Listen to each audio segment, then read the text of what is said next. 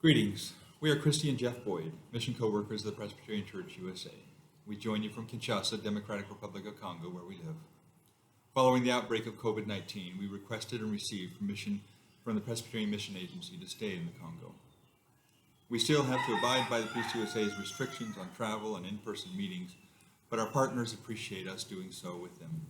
As everywhere in this world, our church partners are struggling with the threat of COVID and the painful implications of restrictions put in place by the authorities. Contributions from PCUSA congregations and church members have enabled Presbyterian Disaster Assistance and Presbyterian World Mission to support COVID response by partners across Africa. We've been able to support the personal protective equipment of masks, gowns, gloves, wash stations, and disinfecting products for medical professionals, the training of health professionals as they reach out to the population, and conferences with youth as well to be able to spread word about this. Last year, I reported on the envisioning and development of a new decentered approach for the Presbyterian Ministry for Vulnerable Children in East Kasai. These plans are now being rolled out. Through host families, congregations have started to welcome and care for at-risk children while their biological family is traced back and the reunion mediated. The Church seeks to sponsor these children's education throughout elementary and secondary school.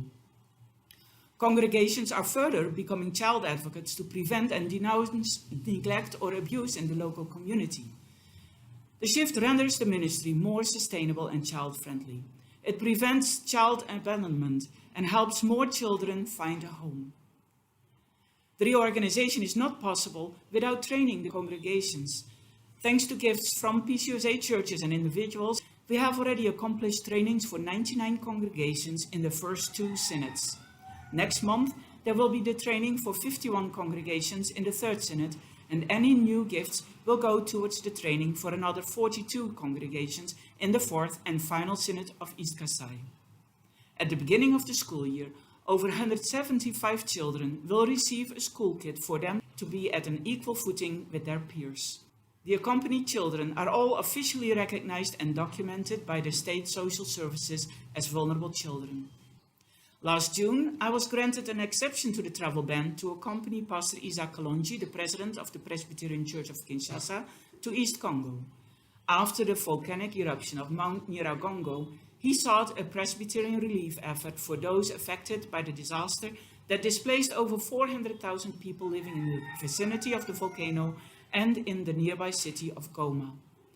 Pastor Isaac and I visited a school on the outskirts of Goma, where 700 men, women and children had taken refuge after the lava flow had destroyed their homes. We also listened to those who fled to Bukavu in neighboring South Kivu, where they found hospitality in a large number of Protestant congregations. Through Presbyterian Disaster Assistance, we were able to fulfill the request for tarps for all 100 families that we had met at the school, and ensure the return for over 200 of the displaced in Bukavu who lacked the means to travel back to Goma. This has been a year full of Zoom meetings and video conferencing. The new virtual experiences have better allowed partners to also participate in these events. We have worked with partners to help them get set up and prepare presentations, and we have made several video presentations ourselves. Despite the many restrictions, this year has, by God's grace, been truly transformative. Thank you for contributing to our sending and support and for your gifts to the ministries we have highlighted.